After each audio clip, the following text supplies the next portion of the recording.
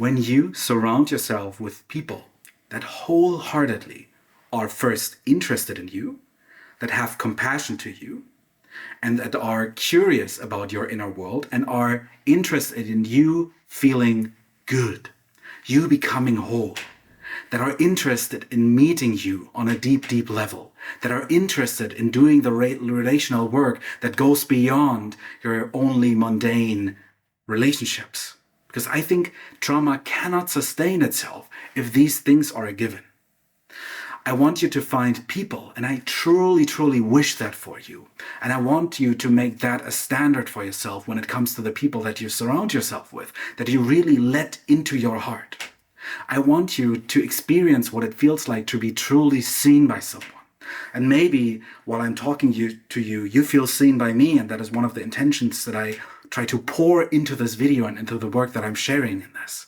You are important, and I want you to surround yourself with people who see that important, who see that divine spark, who see that you're deeply special, who see that you have a gift, that when people are in the presence of that gift, they feel like they expand and you expand yourself.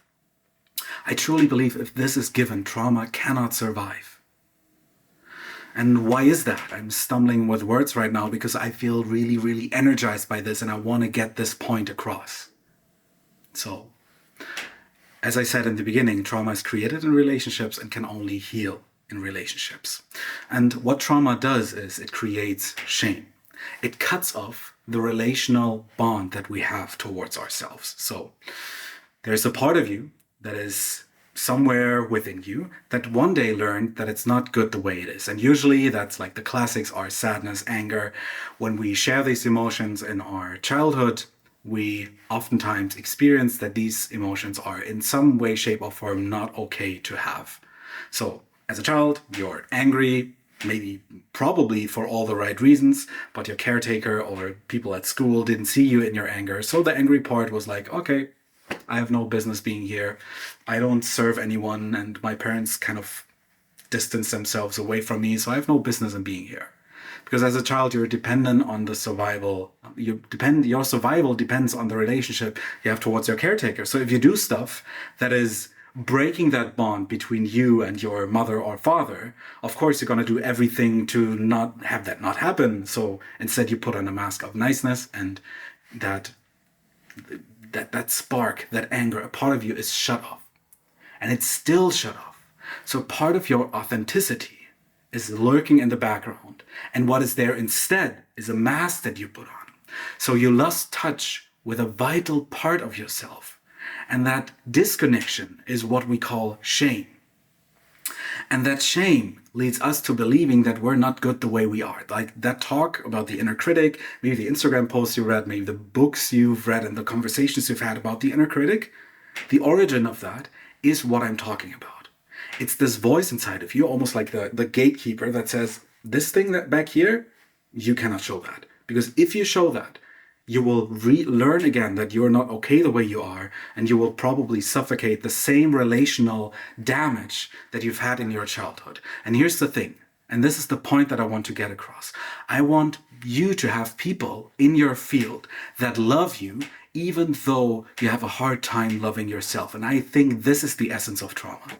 Whether you're working with a therapist, whether you surround yourself with the right people, I think even reading a book or even watching that video, we're all looking for this relational experience to finally feel like we can be ourselves truly. And the thing is, as I'm speaking to you right now, I'm genuinely trying to do the same thing. I try not to cut my videos. I just try to give myself to you as purely as I can. In the beginning of this YouTube channel, I was like, kind of organizing my videos, scripting them and things like this. And then I was like, I don't want that. I don't want to put on another mask. I don't want to communicate to people who maybe don't really feel safe in their body and just become like another robot that is just reading out a script. I don't want that. I don't care. But I care about you. And I care about feeling connected to you through the words that I'm speaking. Because I've learned how beautiful being connected can actually be.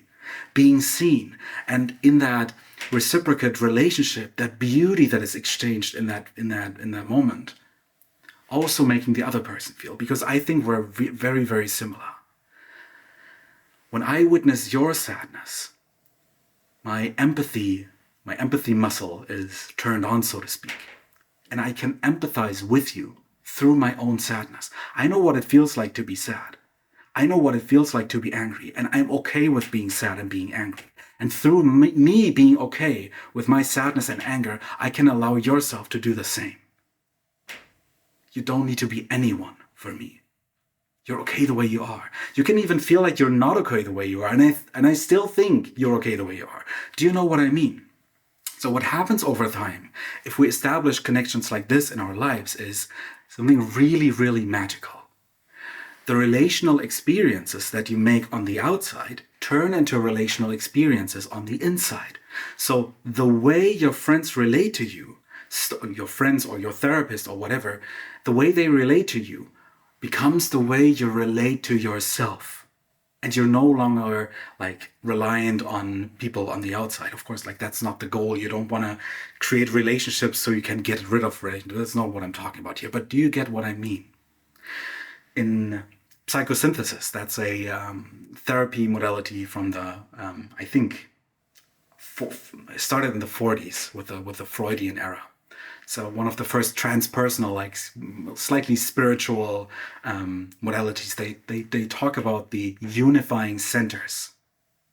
And they talk about that the external unifying center, which could be, for example, a group of friends, which could be a therapist, which could also be an ideology or a church. These external unifying centers, these things that we identify on the outside, turn into internal unifying centers, into what we believe about ourselves. And this way you can really you can understand how trauma is created, because the mother and the father as a child, they are an external unifying center.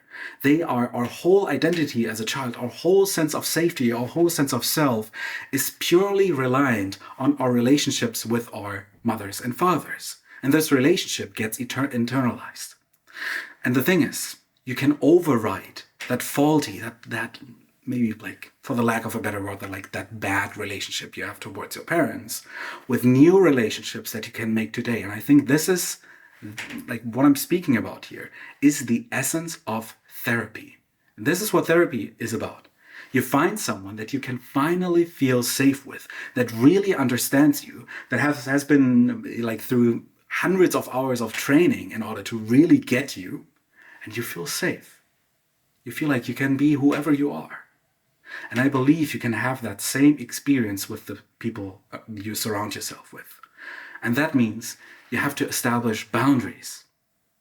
You have to, like, for myself, once I more started to surround myself people who are genuinely good for me, who make me feel good in my body, even though in moments where I didn't feel good about myself, who told me, hey, Tim, I get you. That's okay. Take a break. I love you. And I was like, fuck, what do they mean? I don't understand. I really I can't connect to that. And they're like, that's okay. You also don't have to understand it from me. I don't need anything from you. And slowly, after time, I started to understand, I guess this is what love feels like. This is what it means to be loved. This is the essence of what people mean when they talk about that we're all connected, we're like a unified field of consciousness. This is the oneness experience that people talk about, the most sacred thing amongst a few other things there is in this to be experienced in this lifetime. True safety and belonging. And that belonging on the outside turns into belonging on the inside. Suddenly, when I've been in a mood, I was like, fuck, this feeling is coming up again. It's happened again. I'm having a bad day. Fuck. What am I going to do with it? Oh my God, no. It turns into, hey, I can really see you. I understand life can be hard sometimes. And why don't you take today and relax and focus on yourself? So I started acting like someone that loves me, because I experience on the outside that people love me. And from a neurological perspective, this is literally true, because new neural pathways are being formed in the moment you start to relate to someone else in a new way. A new identity is formed.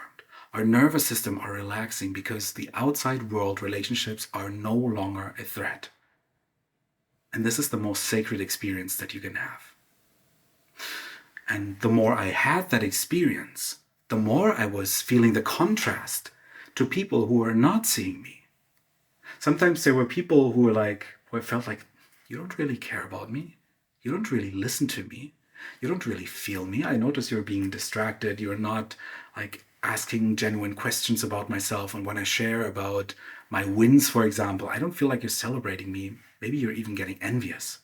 And when I shared about my sadness, I was just getting advice, or I was just, I don't know, I felt like my friend was trying to fix me or something.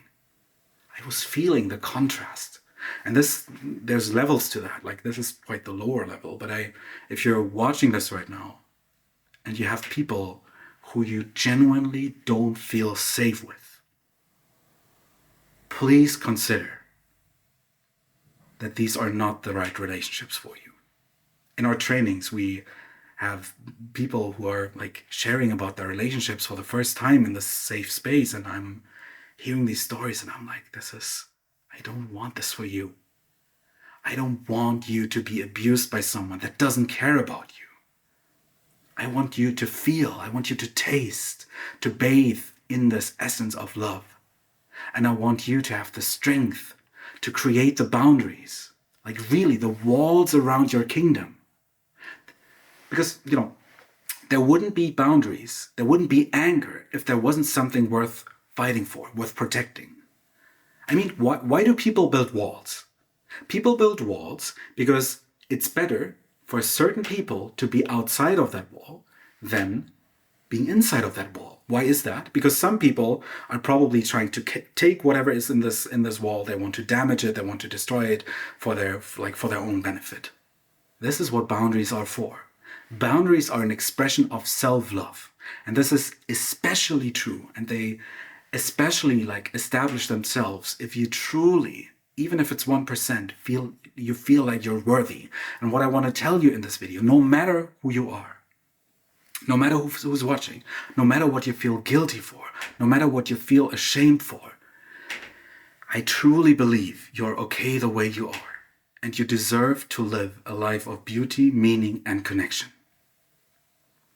And I wish for you, truly, to establish the boundaries and to let more and more people into that kingdom who are not taking away from your essence, who are not abusing you in the very little ways, very small ways. It can be very, very nuanced. It can be like a feeling of, that was weird.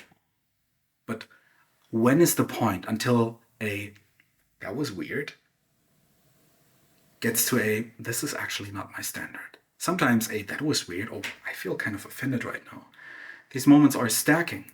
And if there's nothing that is on the other side of that scale where you feel loved, then it's worth contemplating if that connection is right for you. And you will find the right people who signal you, who show you what real connection looks like. This is interesting right now, because for some reason this light went off.